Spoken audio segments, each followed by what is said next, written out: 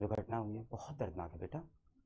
सोचो, कहीं ना कहीं हम लोग के पढ़ाए हुए ही बच्चे हैं ये जो। Shameful, it's shameful for the country, shameful for the country, shameful for each and every Indian. मतलब एक बच्ची है जो नीट की तैयारी करती है पहले। आप सोचो, नीट की तैयारी अपने आप में कितनी डिफिकल्ट, कि वो नीट की तैयारी करती है पहले, एमबीबीएस करने जाती है, 5 साढ़े 5 साल पूरा एमबीबीएस अपना ख़त्म करती है, फिर नीट पीजी की तैयारी करती है, फिर उसके बाद जूनियर रेजिडेंट बनती है। जूनियर रेजिडेंटशिप का उसका दूसरा वर्ष चल रहा है, 36 घंटे की ड्यूटी करते हैं ये बेचारे बच्चे। सभी डॉक्टर्स की ज़िंदगी ही ऐसी है। मैं कई बार बोलता हूँ, कई लोग को बहुत ग्लैमराइजिंग प्रोफेशन लगता है, नहीं भाई, बहुत डिफिकल्ट प्रोफेशन है। मैं हॉस्पिटल के अंदर बहुत समय रहा हूँ, मेरे पिताजी 1.5 साल हॉस्पिटल में एडमिट थे। इतनी डिफिकल्ट, इतनी जवाबदेही वाली ये जो पेशा है, नौकरी है, जो कह लो प्रोफेशन है। 36 घंटे 48 घंटे लाल आंखों के साथ बेचारे घूमते रहते हैं, बेड पे थोड़ा सा बैठते हैं, सो जाते हैं। इस बच्ची का भी वही केस है, अगर आप ध्यान से देखो तो।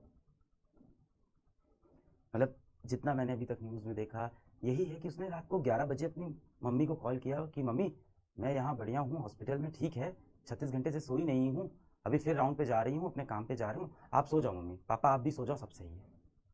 माता पिता भी सोचे कि हाँ ठीक है, हॉस्पिटल में है, दूसरों की जान बचा रही है, नेकी का काम कर रही है मेरी बेटी, सो गए। रात के 2 बजे जाके वो बिटिया खाना खा रही है। बच्चे ही तो हैं ये सब। आज सेकेंड ईयर जूनियर रेजिडेंशिप में है। हम लोग ने जब पढ़ाना शुरू किया था तब से अब देखें तो बहुत छोटे बच्चे हैं हमारे लिए, छोटे बच्चे हैं, छोटे बच्चे। रात के 2 बजे कोई इंसान खाना खा रहा है हॉस्पिटल के अंदर। सोच रहे हैं मतलब अपने हॉस्टल भी नहीं जा पा रहे हैं वो। हम लोग तो बाहर कभी चले जाते हैं, बाहर खा लिया, कहीं कोई कैंटीन में खा रहा है, किसी की तो घर में मम्मी पापा खाना बना के दे रहे हैं भाई, रात के 9 बजे एकदम पूरी तली हुई एकदम प्लेट में। और रात को 2 बजे हॉस्पिटल में खाना खा रहे हैं, कि इसके बाद अभी फिर राउंड पे जाना है। और सोने के लिए वापस अपने हॉस्टल तक नहीं जा पाते ये बच्चे। इतनी टफ ये प्रोफेशन है, इतना खराब डॉक्टर टू पेशेंट रेशियो है हमारे यहाँ, इतना प्रेशर है ऐसे हॉस्पिटल्स में। वो बच्ची सोचती है कि ठीक है राउंड ले रहे हैं, कहाँ कहाँ लेट जाऊँ मैं, यहाँ कहीं कहीं छोटा सा एक बेड है, थोड़ी देर के लिए कमर सीधी कर लूँ, फिर काम करना है। पास में एक रूम है, सेमिनार रूम जैसा है, वहाँ पे उसने सोचा कि थोड़ी देर लेट जाती हूँ। और उसको बहुत सिक्योर है कि मैं हॉस्पिटल में हूँ, मैं लोगों की जान बचाने के लिए यहाँ हूँ, मैं तो इस काम से यहाँ तो मैं पूरी तरह से सुरक्षित हूँ, सेफ हूँ। बच्ची रात को 2 बजे सो गई, हम सब सो गए, हम सब गहरी नींद में हैं, और रात को 3 बजे उसके साथ जो दर्दनाक, जो खौफनाक हादसा हो रहा है, और हम सब सो रहे हैं, पूरा देश सो रहा है, हर कोई सो रहा है। एक तरफ हम बात करते हैं बेटियों को पढ़ाओ, बेटियों को आगे बढ़ाओ, विमेन एम्पावरमेंट, लड़कियों को नौकरी में होना चाहिए, लड़कियों को डॉक्टर बनना है, इंजीनियर बनना है, बिजनेस टाइकून बनना है। और एक तरफ एक बच्ची इतने स्ट्रगल के बाद, 7-8 साल का ये पूरा स्ट्रगल हो जाता है, 11 क्लास से जोड़ो तो ये 10 साल का पूरा स्ट्रगल, इसके बाद वो एक जॉब पे जाती है जहाँ 36-36 घंटे की नौकरी है, जहाँ आप खाना खाने के लिए घर नहीं जा सकते, जहाँ आपको सोना है तो वहीं आसपास कहीं बिस्तर है, कहीं एक चेयर लगी है, उस पर बैठ के ऐसे सो रहा है बेचारा। उस हालत में उस बच्चे के साथ ऐसा कुछ होता है। देखिए, इतना बड़ा देश है, ऐसी घटनाएं होती हैं, पूरी तरह से कभी नहीं रुकेगी। प्रैक्टिकल बात यह है, क्योंकि इंसान जो है उसके अंदर एक शैतानी दिमाग है, कुछ इंसान दरिंदा होता है। मानता हूं मैं, ये प्रैक्टिकल वर्ल्ड है, इसको रुकने में शायद बहुत सदियां लग जाएं, और शायद कभी भी ये पूरी तरह से खत्म ना हो। पर इसको कम करने का तरीका है कि जब भी ऐसी घटना हो उस पर तुरंत एक कठोर एक्शन तो लें हम, एक क्लियर मैसेज तो दें कि इस देश में ऐसे रेपिस्ट की कोई जगह है ही नहीं, एक ही सजा है, फांसी, इंस्टेंट, समय नहीं। कहाँ है भाई, पकड़ा मुजरिमों को, पकड़ा और लगा दिया फांसी में। आप कहोगे से इतनी जल्दी पता कहाँ चलता है? भाई साहब, जब कोई ऐसा मुद्दा आता है ना, जब सरकार के खुद के काम होते हैं, मिनिस्टर्स खुद काम होते हैं, तुरंत फैसले आते हैं, तब तुरंत बिल पास हो जाता है संसद में, तुरंत एक्शन हो जाता है। अब आप कहोगे सर एक लड़की के साथ ऐसा हुआ है, ठीक है, बाकी तो सब लोग सेफ हैं। बेटा यही तो एग्जाम्पल सेट करता है। आज इस तरह के माइंडसेट वाले जितने क्रिमिनल होंगे, गंदी दिमाग वाले जो नाली के कीड़े जैसे लोग होते हैं, मतलब पार्डन माई लैंग्वेज, पर यही इनके लिए भाषा है, और गंदी गालियां हो तो हो, आज उनको तो लग रहा होगा यार कुछ होता भी नहीं है, सब सेटल हो जाता है। जो उनकी फोटोज आई हैं, जो मीडिया में रिपोर्ट आए हैं, आंख में उनका चश्मा धसा हुआ है, सर को दीवार से घिसा गया है, पैर ऐसे 90 डिग्री पे पैर खुले हुए हैं इंसान के, क्या जानवर वाला सलूक हुआ है। और इसके बाद, ये सब होने के बाद, सुबह सुबह उनके माता पिता को हॉस्पिटल से कॉल जाता है कि आपकी बेटी की तबीयत बहुत खराब है, आप हॉस्पिटल आ जाइए। क्योंकि अभी हॉस्पिटल का जो प्रशासन है उसको भी नहीं समझ में आ रहा है कि ये बात हम कैसे बताएं, कितनी बदनामी हो जाएगी, ना जाने कौन लोग इसमें इन्वॉल्व होंगे, उनका नाम आ जाएगा, पता नहीं अंदर क्या है, कितना घोटाला है, कितनी गड़बड़ी है इसके अंदर, किसी को नहीं पता। माता पिता सुबह 7 बजे उठ रहे हैं, रात को 11 बजे बिटिया ने फोन करके कहा था कि पापा सो जाओ, मैं हॉस्पिटल में हूँ, जान बचा रही हूँ, लोगों की नेकी का काम कर रही हूँ। सुबह 7 बजे पिताजी माताजी उठते हैं, आपकी बेटी की तबीयत बहुत खराब है, जल्दी से हॉस्पिटल आ जाइए। इसके बाद वो जब दूसरी बार कॉल करते हैं तो उनको पता है क्या बोला गया, कि आपकी बेटी ने आत्महत्या कर ली, सुसाइड कर ली है। ये दिखा रहे हैं कि लड़कियां कहीं ना कहीं मानसिक संतुलन सही नहीं, डिप्रेशन में थी। आज तो पोस्टमार्टम रिपोर्ट आ गई है, पूरा साफ है कि इसके अंदर रेप हो रखा है बच्ची का। पर पहले क्या, एकदम मामले को दबा दो, क्या है, कुछ नहीं है, कुछ नहीं, सुसाइड हुआ है, डिप्रेशन में थी। हाँ ठीक है, वर्कलोड ज़्यादा है, डिप्रेशन में थी, सुसाइड कर ली। माता पिता जब हॉस्पिटल पहुंचते हैं तो उन्हें हॉस्पिटल के अंदर जाने ही नहीं दिया जाता। घंटा, 2 घंटा, 3 घंटा, 4 घंटा वो हॉस्पिटल के बाहर खड़े हैं, अपनी बेटी को नहीं देख पा रहे, अपनी मृत्यु बेटी को नहीं देख पा रहे, उसकी शक्ल नहीं देखने दे रहे। क्या हो रहा था अंदर इस समय, क्या हो रहा था? प्लानिंग चल रही थी कि कैसे संभाला जाएगा, कैसे इज्जत बचाएं हम हॉस्पिटल की, कैसे इज्जत बचाएं हम इस स्टेट की, कैसे इज्जत बचाएं हम सरकार की, कैसे इज्जत बचाएं इस पूरे सिस्टम की। बाहर एक बाप कह रहा है कि मेरी बेटी को देखने दो।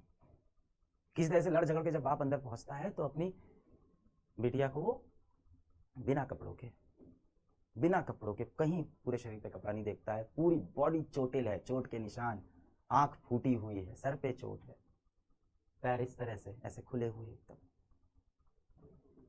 तब जाके कहीं हाँ एक्सेप्ट पता कि नहीं अच्छा सुसाइड नहीं है, हाँ तो पकड़ा गया।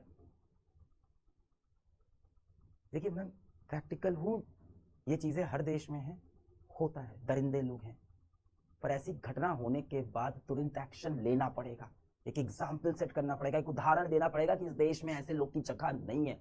ऐसे क्या, इसके आसपास सोचने वालों की, लड़कियों को उनके बिना इजाजत के हाथ लगाने वालों की भी इस देश में जगह नहीं है।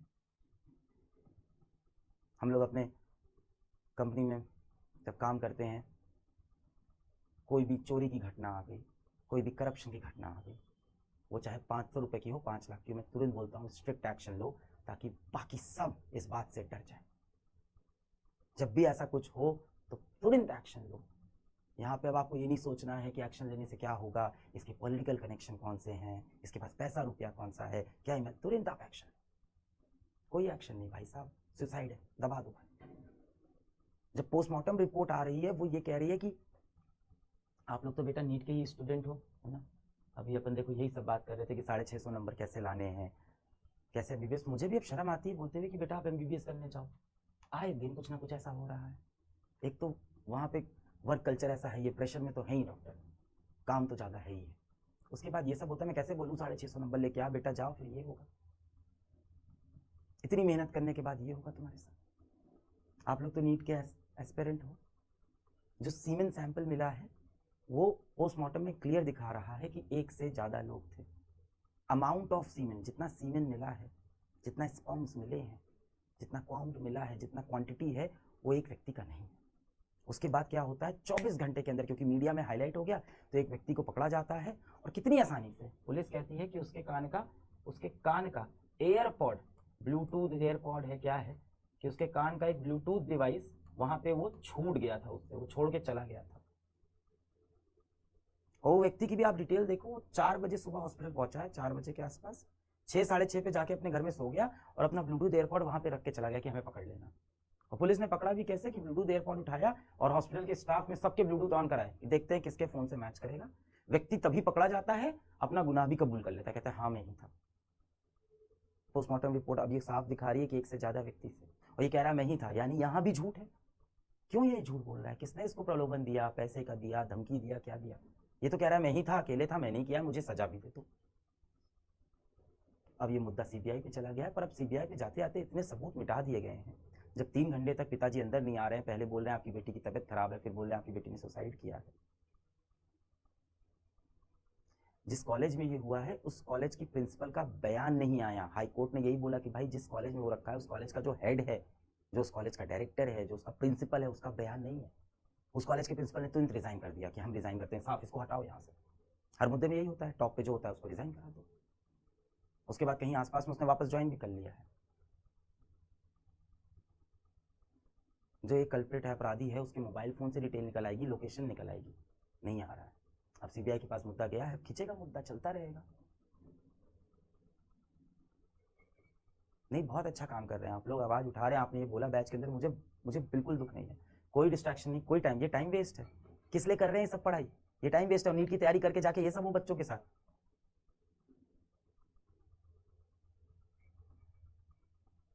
कोई कॉर्नर केस नहीं है, कोई अकेला केस नहीं है जो हुआ है देश में। इससे देश में हर रोज बहुत से केस होते हैं और ये सारे केस रुक सकते हैं। मैं बता रहा हूँ, रुक सकते हैं। इंटेंट चाहिए, कड़ी सजा चाहिए, इंस्टेंट एक्शन चाहिए। क्या डर फैलता है लोगों के अंदर कि भाई इस देश में माफी नहीं मिलेगी, सोचना भी मत छूने की, डर लगता है लोगों को फिर सजा से।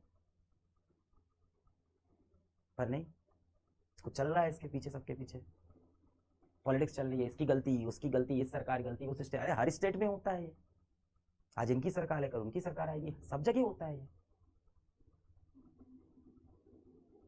अभी हॉस्पिटल के अंदर से भी ज्यादा लोग बात नहीं कर रहे हैं, सबको डर है अपनी नौकरी का। भाई एक आम इंसान क्या करता है, अपना रोटी पानी, जिंदगी, बच्चा, बीवी, उसको, बच्चे को भी तो स्कूल भेजना है।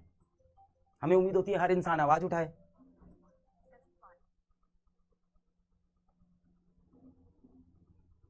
हॉस्पिटल के लोग बयान देने में इसीलिए डर रहे हैं। भाई काम इंसान यही जिंदगी चाहता है, सुबह उठता है, अपना ऑफिस जाता है, अपनी बीवी को भाई बोलता है, अपने बच्चों को बोलता है कि बेटा अच्छे से स्कूल जाना, बेटा अच्छे से जाके हॉस्पिटल में काम करना, और लौट के आता है तो ये देखता है। बहुत ही, बहुत ही दर्दनाक है। इसका सोल्यूशन यही है, एक्शन। अब देखो इंसाफ तो क्या मिलेगा, वो बच्ची की जो हालत है तो खत्म हो गया ना, तो उस माँ बाप को इंसाफ नहीं मिलेगा। अब जो मिनिमम हो सकता है वो यही हो सकता है कि तुरंत कड़ी सजा हो, पकड़े जाएं लोग। अगर ये गैंग रेप है तो बाकी लोग पकड़े जाएं।